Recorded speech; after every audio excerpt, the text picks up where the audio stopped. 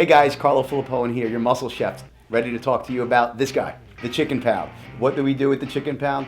We prepare grilled chicken in different flavors, 6 to be exact. If you're serious about bodybuilding and you meal prep, don't go anywhere else. This is the company for you.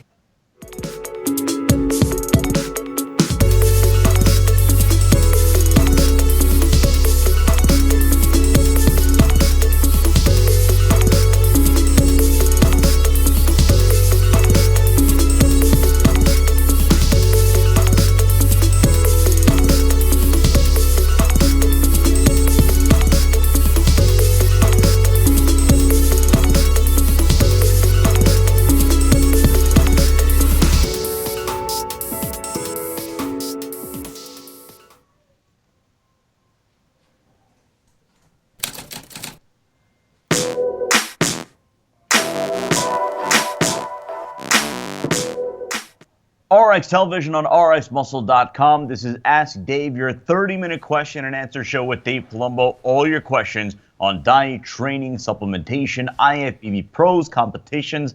Of course, the Arnold Classic is a week away. In about 8 days, next Thursday, Dave and I will be heading over to Columbus, Ohio to bring you wall-to-wall coverage of the 2020 Arnold Classic. Of course, our coverage brought to you by Chemical Warfare. And now bringing Dave Palumbo. Dave, we had a mega episode yesterday of Iron Debate. It's one that the industry is talking about because we had some of the brightest minds in bodybuilding talk about, not to say the whole 90s versus today thing, but really to drill down on a topic that you were very passionate about, and that is why top bodybuilders can't consistently nail it. And I think we got a lot of good well thought out opinions yesterday on the show.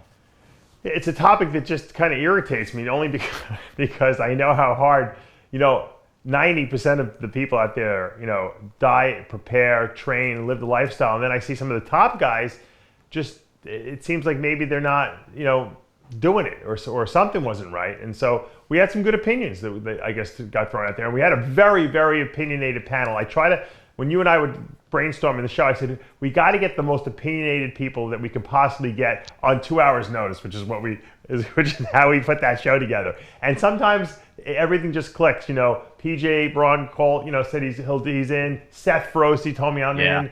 It just worked out really, really well. Meadows, we got him in there as well. And of course, these shows really turn out well sometimes when you put them together at the last minute. But everyone had very strong opinions, Thackeray, Mubarak, and that's what made that show so good. And I haven't had one person who's emailed me who didn't say it was the best show that they've watched, maybe of all time, but certainly for the whole year. Not that the year is that long yet, but my point is that those are the shows that I love to do, because a lot of times we do Iron Debates, and people are afraid to kind of get a little extreme with their opinions, and they kind of toe the line. This wasn't one of those shows. So if you haven't checked it out, it is live on RxMuscle.com and the RxMuscle YouTube channel. Again, it was a star-studded panel: John Meadows, PJ Braun, Thackeray Mubarak, Seth Ferrosi, of course, Dave with the final word. Let's go to the questions. The first 2 questions from the Dave Palumbo Experience app. The first question, Dave, can you explain your cyclical diet and the application of when and how you use it? Well, my cyclical diet is, everyone always says Dave is the keto, diet. That's my diet, whatever, and that's why I put everyone. I don't really do that. A lot of times, most of the time I start, especially men. Women, I usually go right to a ketogenic diet. They do really well in it. But for men, I start them on some days carbs, some days no carbs. So I call it my cyclical ketogenic diet, which is really not, it's not a ketogenic diet if you're eating carbs a couple days a week. So, usually I'll do like 3 days where I'm doing high protein, moderate carbs, with a lot of vegetables in there as well, and fats are lower, but I still provide essential fatty acids because those need to be consumed every single day. And usually it's in the form of a supplement form. Usually I recommend my Omega-Lyse formula because it's kind of, plug and play. It's very easy. 3 pills twice a day. It's like an insurance policy. And I'll do 3 days of those. Plus, I will have, there's fats in the diet, obviously inherently in the diet. The good thing about fats is that they don't need to be consumed every day, except for the essentials. They can be stored, whereas protein can't be stored in the body. We know that. So let's say we do like a 2 or 3 day, protein and carbs with some vegetables, and then I'll do 1 day of my protein fat diet, okay, which is, a high protein, moderate fat diet, and which is very low in carbs. They see how the person progresses. Depending on a person's metabolism, some guys do really well in that. I don't have to change very much. Most guys, I have to go to drop the days down. So I might get to 1 day protein, vegetables, and carbs, 1 day of protein fat. And then it might switch. It might start going the other direction. 2 days protein fat, 1 day with carbs. And I play around with it. I'm a coach. That's what I do. I tweak it according to how the person's body is responding to the diet. As they need more firepower to lose that stored body fat that's getting stubborn, I do less days of protein and carbs. If I get to a point where I think, we're hardly doing any protein carb days anyway, aside from the cheat meal, I a lot of times just put them right into a ketogenic diet at some point. Usually that happens around 4 to 6 weeks out, but not necessarily. Some people don't need it. So once again, coaching is about the individual. It's not about a template that you give someone. That's why I can't write the keto. I can tell you the premises and how to put the meals together, but I can't tell you how to apply it because everyone is different. And that's why coaches are so important, because they're the ones who are applying the methods that I might have put together, for the diet itself. As far as I think they asked for clenbuterol too. We want to know how to use that. I believe, right, Sid? About you want to know how to use clenbuterol? No. Oh, I thought that was the second part of the question. Yeah, no, strictly about cyclical, application and how you use it. I was starting to laugh because everything you were saying almost seemed like an indirect. And this will be a bit of a tease. We have an episode of Iron Rage dropping, I believe today, either today or tomorrow, with Lee. And Lee's been hinting at this for quite some time, especially if you read our Instagram. He comments a lot about the guru-related topics. Well, he really opened up on this episode of Iron Rage, and it might actually lead to another episode of Iron Debate just on the whole guru conversation. But so much of what you said in that answer seemed to reflect that. Yeah. Let's go to the second question again, the Dave Palumbo Experience app. Dave, do you use the same anabolics for guys that have faster metabolism versus slower metabolism? Yeah, I've said this a million times, but I'll say it again here. Anabolic steroids only make things work better. It doesn't change any of the principles of the diet. It doesn't change anything that you're going to do in terms of supplementation, nutritional supplementation. Steroids just get added on top of the equation, and they just make things work better. You recover better. You put muscle on better. You retain muscle better. You get better pumps in the gym. So it doesn't change anything other than that. So that's why when natural guys will come to me, I have probably 40% of the people I work with don't take drugs. And they're like, how's the diet going to be? Is the diet going to be different? I said, no, the diet is diet. It's cardio is cardio. Nutritional supplements are the same for everyone. Steroids just are on top of that, and they make things work better. That's all, and they make the recovery process better. If you guys are interested more in learning about the ketogenic diet and my off-season pre-contest type of stuff, or any of the videos I do, they're on the Dave Palumbo Experience app. It's $29 a month. You can download it from your iTunes store or Android store. You get an exclusive Q&A video with me that's not seen by anyone else, only on the app members once a week. We put a workout up every single week so you guys can change your workouts up. And you have the ability to ask me unlimited questions on the app. And the great thing is I answer them in a public forum so that everyone sees all the questions and all the answers. So even if you didn't think of it yourself, someone else might have thought of something that you didn't think of, and you get to see the answer. So it's a very educational tool. It's right on your phone. You can be on the toilet and you can be checking out all the new information, and it's updated very readily. So that's something you guys might want to check out.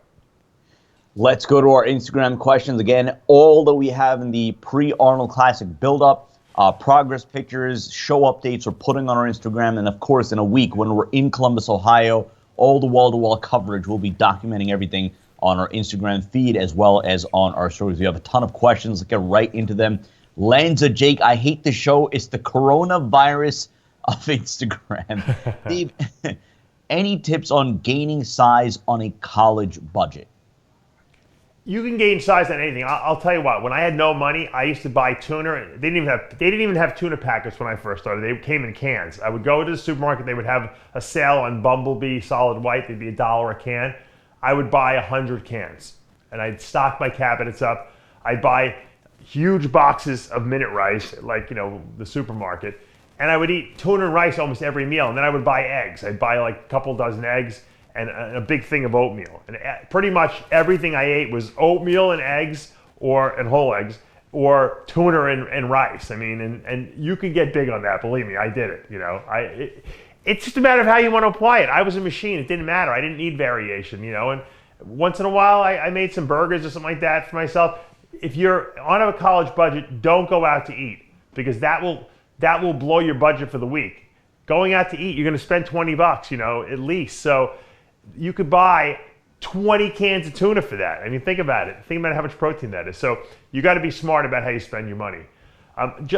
Sid, I also want to mention one thing. Tyler's pulling up this email that was supposedly sent to him by John Hansen.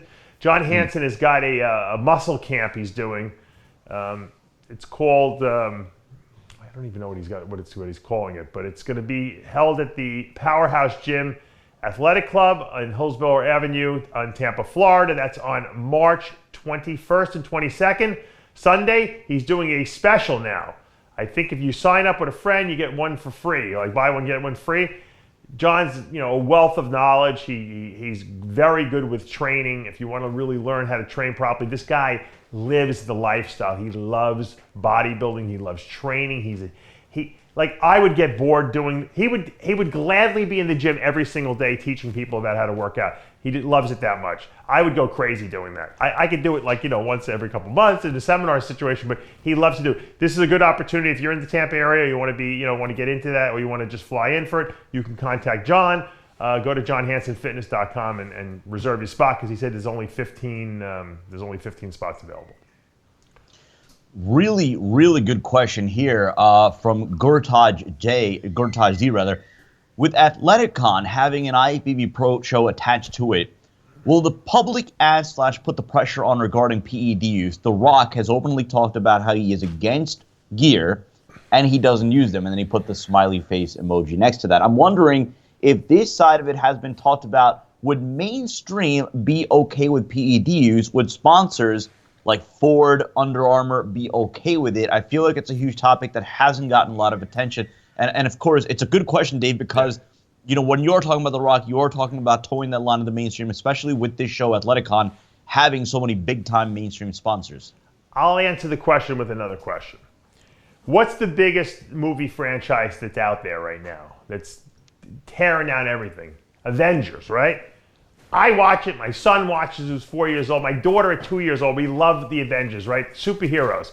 Do you think those actors in that movie are not taking performance-enhancing drugs to get a little jacked up for the movie? Of course they are. Probably half of Hollywood is. In preparation for roles and stuff like that. It permeates our culture, okay? No one wants to see anyone get sick or die or anything bad to happen to them. So obviously, you know, no one's going to promote that angle. But let's face it, you know, they're used in our sport. We all know it, you know. There's going to be abusers and users in any aspect of anything in life. There are people that abuse food on a daily basis. They're called obese people. Okay, we're not putting any laws against the fact that they're overeating. Okay, although maybe we should. We probably have less, you know, bad cases of health. But the bottom line is people are open to do what they want. So The Rock is not promoting the use of drugs just by not testing for drugs. Okay, that's not what that's not how it works. See, now baseball and football, they have to do that because they consider it, quote, cheating, you know, the whole Olympic thing. We're not an Olympic sport. We're basically a beauty pageant, okay? The Rock is holding a huge beauty pageant, okay? That's what the bodybuilding aspect of it is. Okay, is there a sport aspect to it? Of course, because you got to go to the gym and train, and you got to go perform on stage. But it's more like a Broadway show than anything else, or like the Avengers. It's like a movie, okay? He's putting on a movie. Okay, now if there's other events in The Rock's, you know, Athleticon, that's up to him to do whatever he wants with it. But as far as bodybuilding is concerned, I don't think there's any problem with promoting it the way it is. I don't think you have to institute drug testing, okay, just because you have sponsors on board. Sponsors sponsor anything that's popularly viewed.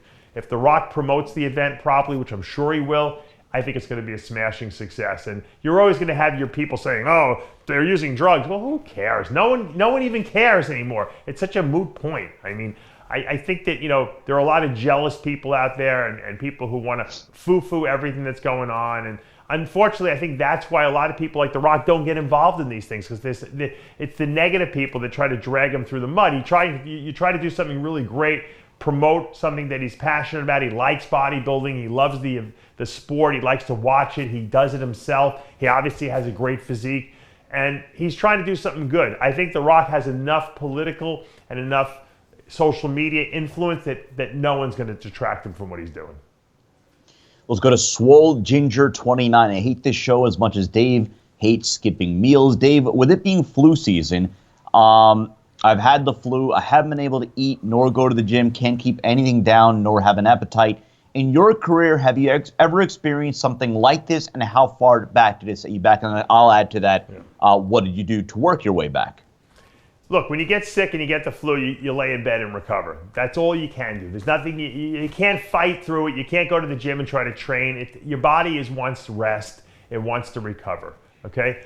Assuming you're not, 5 days out from a bodybuilding show, lay in bed and recover. That's all you can do. Eat whatever you can get down. Don't worry about it. Your body is in recovery mode. It's working to kill whatever's in your body, okay, virally speaking.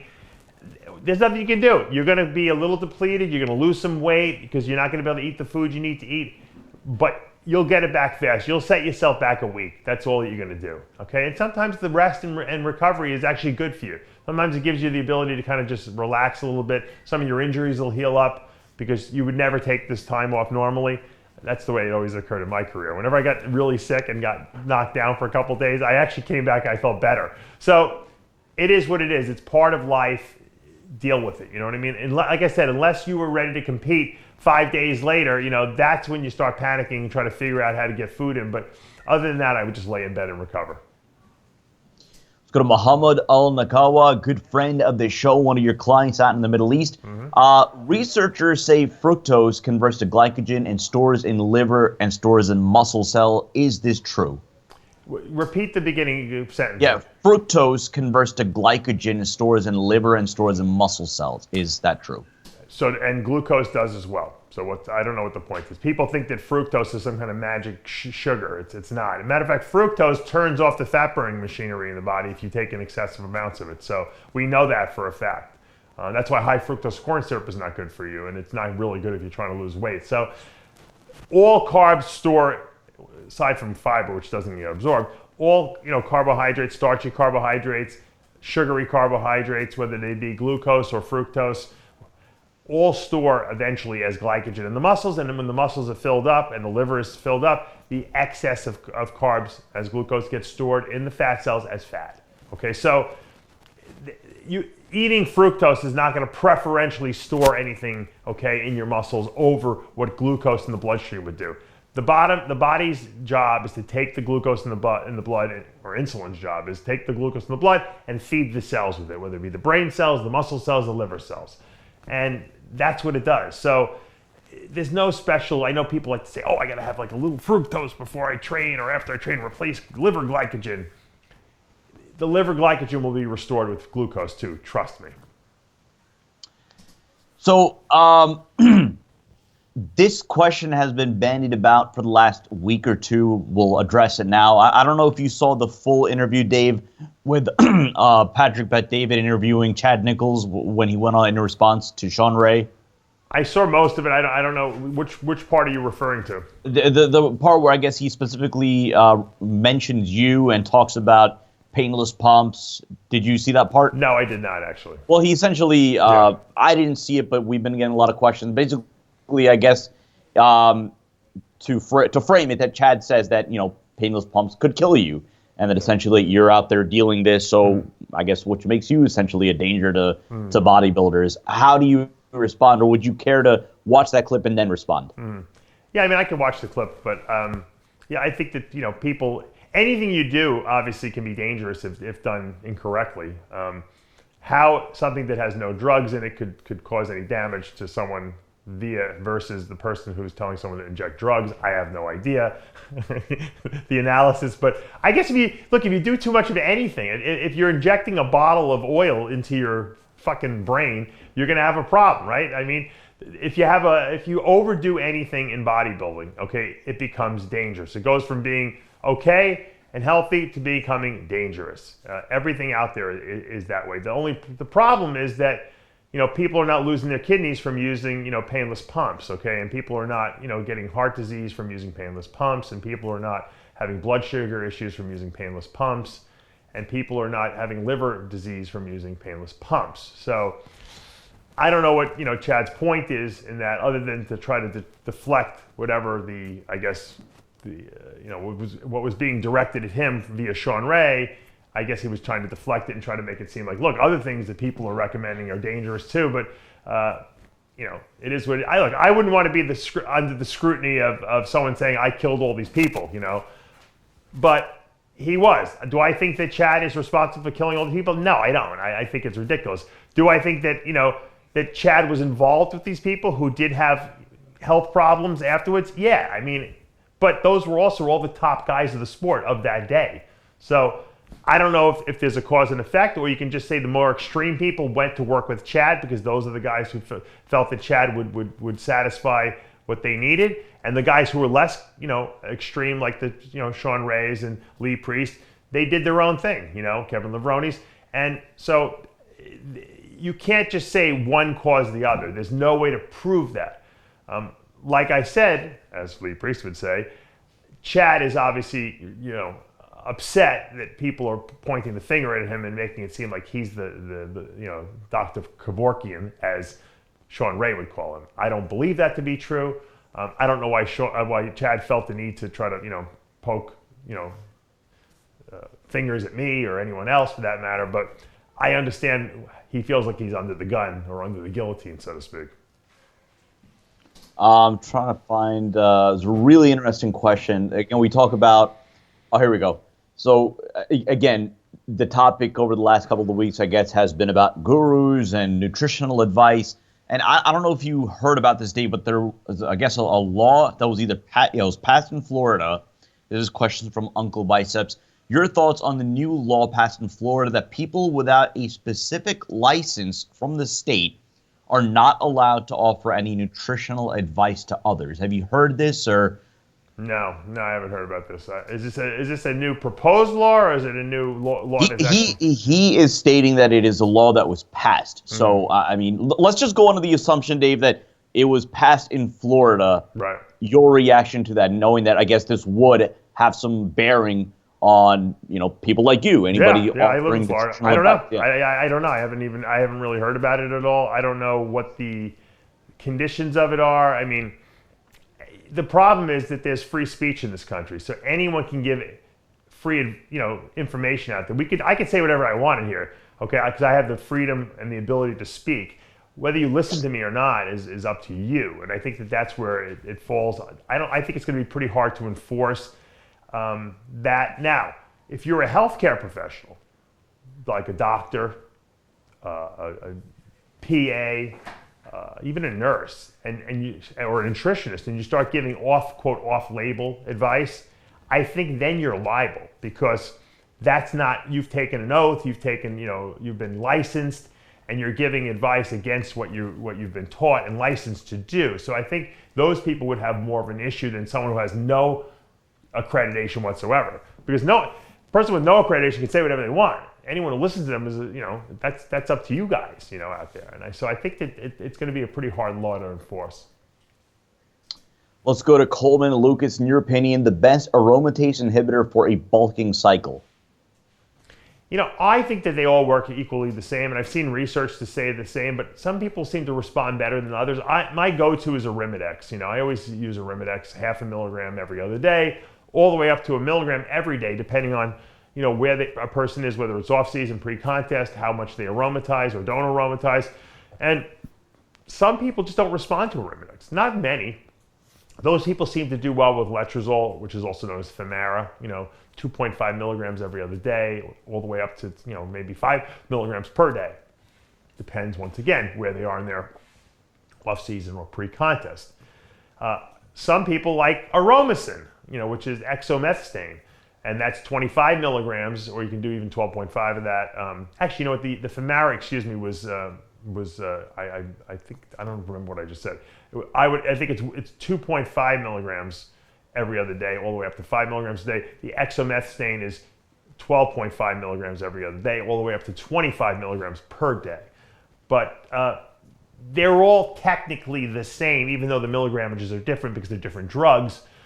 You got to find what works for you. I always, once again, start with the Arimidex because that seems to be the most widely used. And then if that's not working for you and your estrogen levels are still elevated on blood work, try some of the other ones. JCTRI73, the value of taking DHEA supplements, especially for older bodybuilders.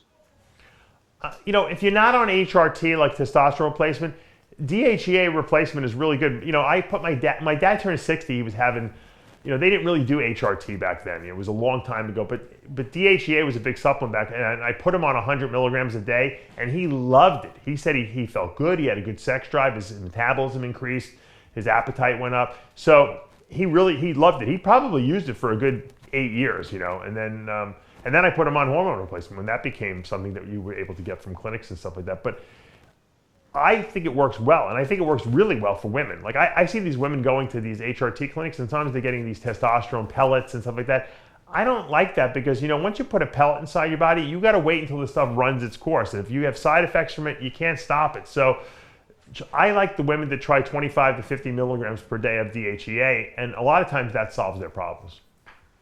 Let's go to Black Vulture Music. Dave, you often mention the blood thinning effects of omega lyes. I have significant family history of stroke and would like your opinion on whether this would help in offsetting this hereditary risk. I already use it, but I guess he wants to know more into that. It's funny, when I'm such a bleeder on my omega lyes that, like, literally, when I had my first shoulder done, I stopped all supplements 2 weeks out. I had no problems.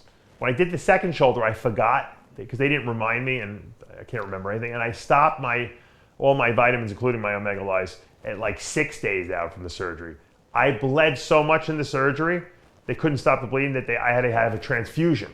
Okay, that's how good this stuff works as an anti-clotting agent. So when I hear people say, "Oh, the doctor wants me to take the baby aspirin every day," which we know aspirin has side effects. Okay, I'm like, if you take omega lyes or a good fish oil supplement, good quality, and I like omega lyes because obviously it has the omega 6s and the 3s in it, you won't even need to take any aspirin. Your blood will not clot, just for no reason. Okay.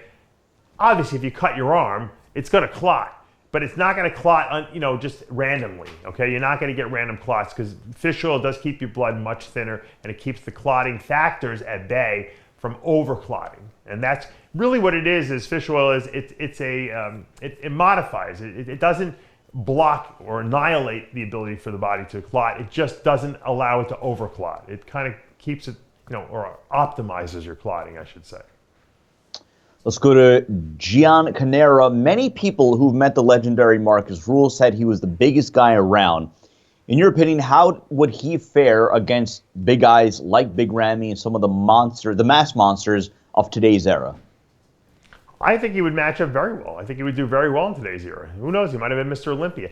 Marcus Rule, is that who we're talking about, right? Yeah, Marcus Rule's problem was when he turned around from behind, he had very weak glutes.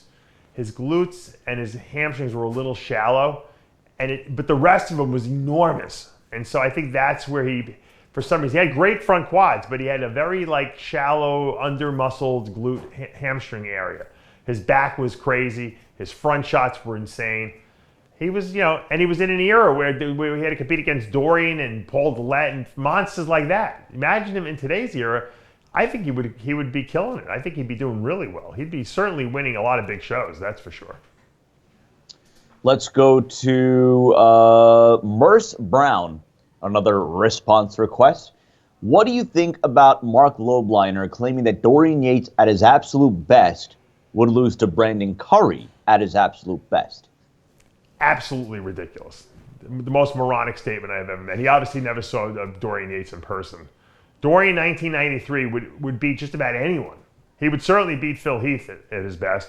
And I would say I would stand to love to see Dorian 93 versus Ronnie Coleman at his best, because I think it would be a tough show for Ronnie even to win, because Dorian was a master at posing his body too. Ronnie his mandatories weren't so great. He was a big freak, and it was crazy to watch, but that would be a matchup for the ages, for absolute certain.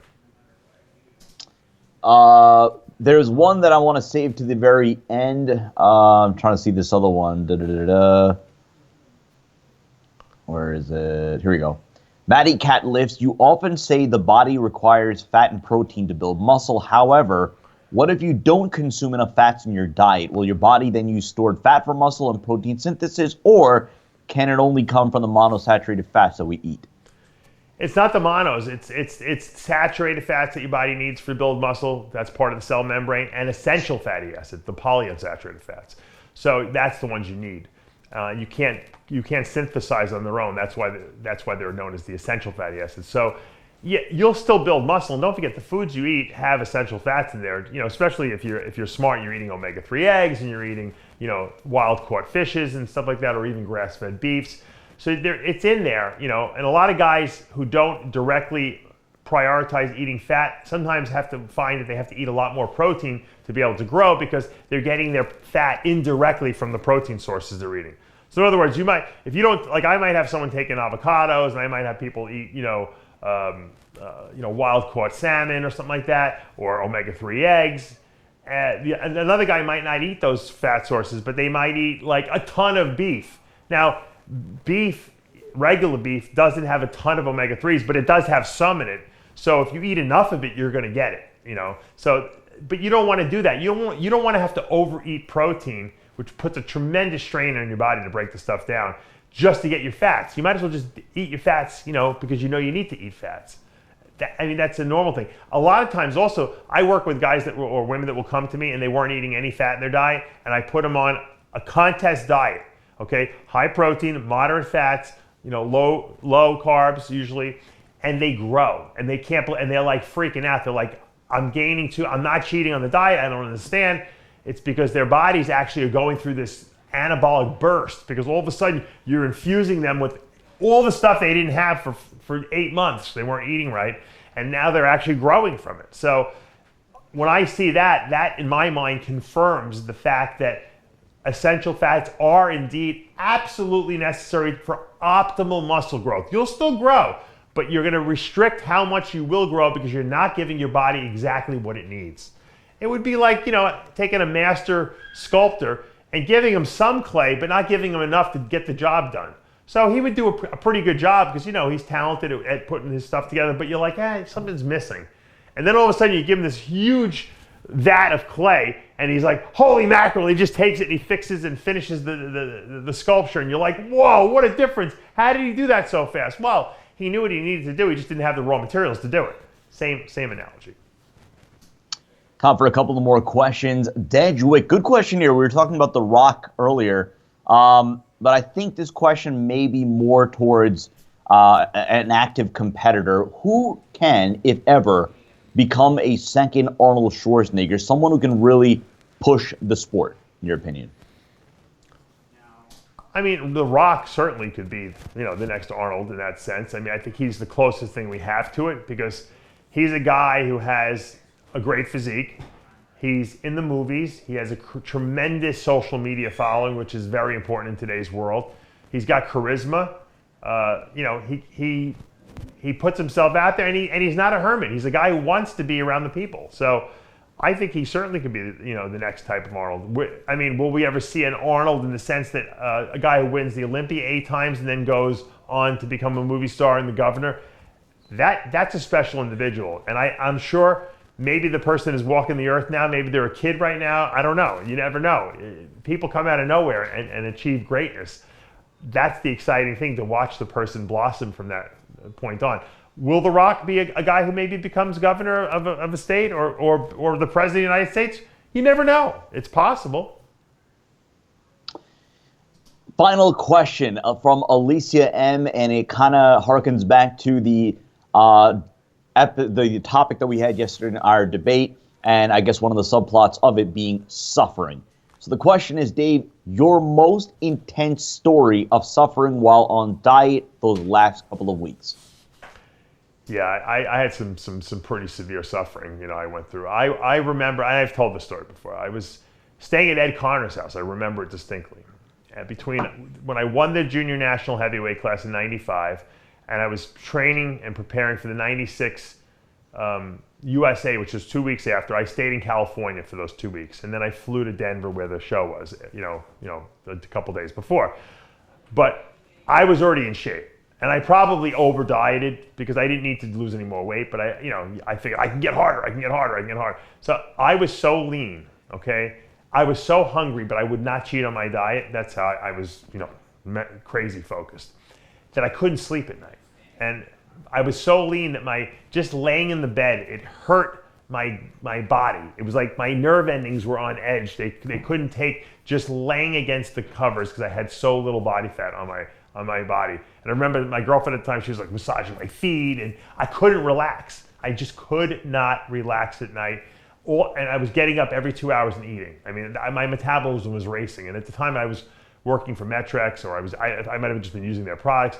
I was literally drinking shakes every 2 hours around the clock. I mean, so I was eating my meals during the day, and then at night I would wake up, I couldn't sleep. I'd go and drink a shake, and I'd go back to bed, maybe get another hour or so, and then I would be miserable for another hour, and then I'd wake up and I'd have another shake. And it was a miserable existence. The only time I felt good was when I went to the gym, which I was going like 3 times a day because I was out at Gold's Venice right there, staying right on the water at Ed's house.